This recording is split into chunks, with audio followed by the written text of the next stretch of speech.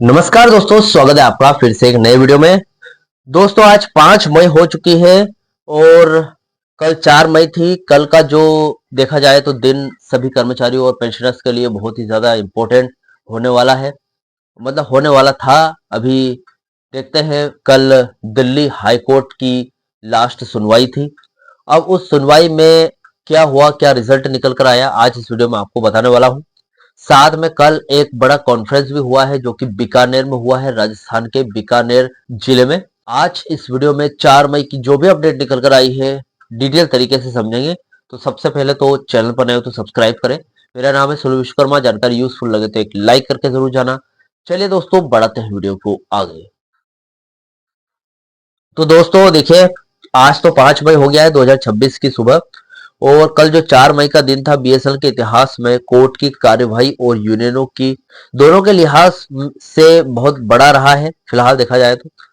फिलहाल जो बीकानेर कॉन्फ्रेंस में क्या हुआ और साथ में दिल्ली हाई कोर्ट की कल का क्या रिजल्ट है, पॉइंट बाय पॉइंट समझेंगे इस वीडियो में। देखिए, पहला पॉइंट है बीकानेर कॉन्फ्रेंस जो 4 मई की रिपोर्ट निकल कर आई है आज, उसकी कुछ बातें, कुछ जानकारी जो अपडेट्स है उसमें, उसको समझ लेते हैं। सबसे पहले तो देखिए, राजस्थान में बीकानेर में बीएसएनएल जो यूनियन है का 2 दिवसीय सर्कल सम्मेलन बहुत ही सफल रहा।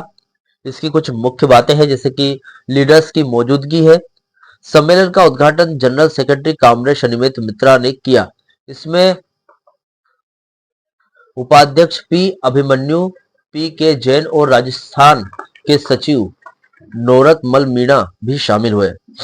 आंदोलन की तैयारी की अगर बात करूं तो अनिमेश मित्रा जी ने साफ कहा है कि केंद्र सरकार की नीतियों के कारण कस्टमर, यूजर और कर्मचारी दोनों परेशान हो रहे हैं। उन्होंने एयूएबी के बैनर तले एक निरंतर संघर्ष, जो कि सस्टेन्डेड स्ट्रगल की जरूरत पर जोर दिया है। फरवरी 2026 की हड़ताल के असर की अगर बात करूं तो सम्मेलन में फरवरी में हुए सब सफल हड़ताल का जिक्र हुआ और चेतावनी दी गई कि अगर थर्ड पीआरसी और आईडीए एरिया जैसी जायज मांगे नहीं मानी गई तो आगे और भी कड़े कदम उठाए जाएंगे, यानी कि हड़ताल हो सकती है आगे, या फिर कुछ बड़ा आंदोलन वगैरह हो सकता है। प्रशासन से सीधी बात की गई है। सम्मेलन में बीएसएनएल के बड़े अधिकारी, जीएम एचआर और जीएम बीकानेर भी मौजूद थे, जिनके सामने कर्मचारियों की जो प्रमोशन पॉलिसी और वेतन अनोमलीज का जो मुद्दा है उसको भी बड़े तरीके से उठाया गया है। नई टीम, अगर नई टीम की बात करें तो राजस्थान सर्कल के लिए कामरेड कमल सिंह गोहिल अध्यक्ष और नोरतमल मीणा को सर्वसम्मति से चुना गया है। तो दोस्तों 4 मई Delhi high court pension division case के अपडेट की अगर बात करें तो 4 मई को दिल्ली हाई कोर्ट में पेंशन डीलिंकिंग और रिवीजन मामले की जो सुनवाई हुई है, जो सबसे ज्यादा महत्वपूर्ण है सभी पेंशनर्स के लिए, उसका क्या रिजल्ट निकल कर आया है। देखिए, सबसे पहले आर्गुमेंट्स की बात कर लेते हैं। कल हुआ क्या एग्जैक्टली कोर्ट में।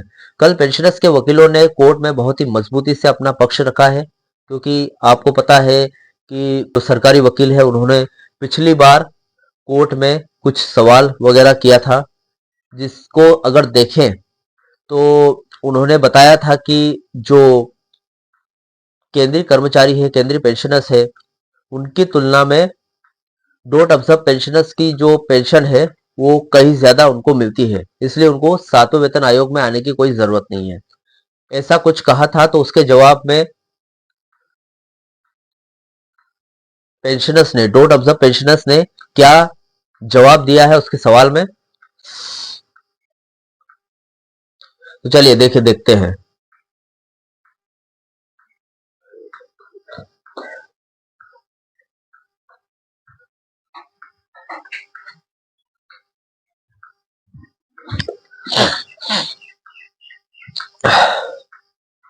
कल पेंशनर्स के वकीलों ने कोर्ट में बहुत ही मजबूती से अपना पक्ष रखा।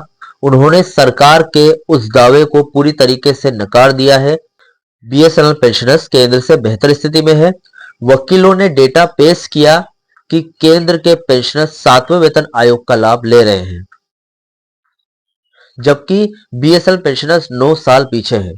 यानी कि देखा जाए तो पिछले कोर्ट केस में जो भी बातें की गई थी 28 अप्रैल को, जो सरकारी वकीलों ने जो भी सवाल किया था, वो एक हिसाब से देखा जाए तो पूरी तरीके से गलत साबित कर दिया है पेंशनर्स के वकील द्वारा। अब हम आगे के अपडेट देखते हैं। देखिए, डीलिंकिंग पर जोर दिया गया है कि वेज रिवीजन और पेंशन रिवीजन दोनों को अलग अलग करना बहुत जरूरी है और इसलिए ये कोर्ट केस लड़ा जा रहा है दिल्ली हाई कोर्ट।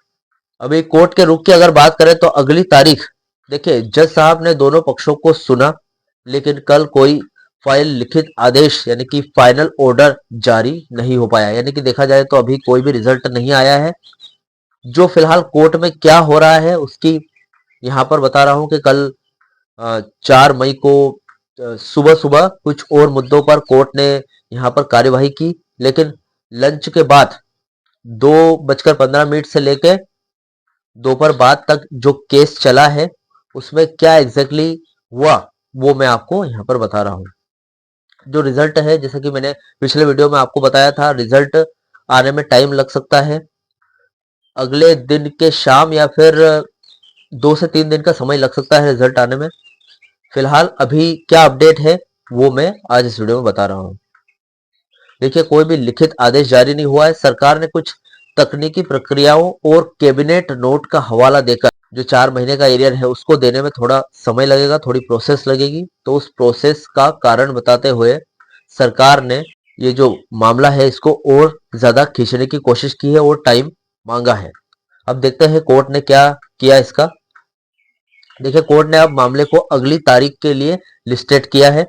हालांकि कोर्ट ने मौखिक रूप से कहा है कि इस प्रक्रिया में इस जो प्रोसेस है आईडीए एरियर देने की या फिर पेंशन रिवीजन करने की, इसमें देरी बर्दाश्त नहीं करेगी कोर्ट। तो देखते हैं अगली कोई तारीख जो डेट दी है फिर से।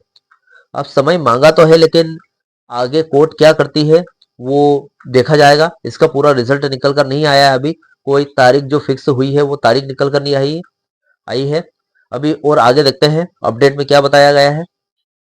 देखिए, सरकार की कुछ पॉलिसीज बनाई है सरकार ने। डोट अभी भी 29 अप्रैल के अपने लेटर और प्रक्रिया जो चल रही है, जो बहाना किया गया था डोट सरकार द्वारा, उसी का बहाना देकर कोर्ट से समय मांग रहा है।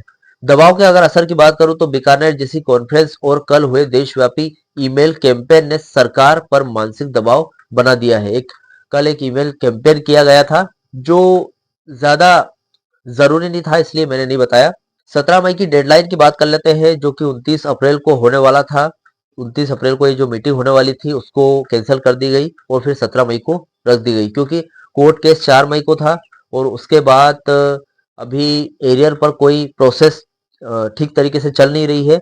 आगे आने वाले टाइम में एरियर पर क्या यहाँ पर सरकार की तरफ से जवाब आएगा या फिर 4 मई को जो कोर्ट केस हुआ उसका क्या नतीजा निकलता है, वो 17 मई को उसकी ही प्लानिंग करने वाले हैं पेंशनर्स एसोसिएशन।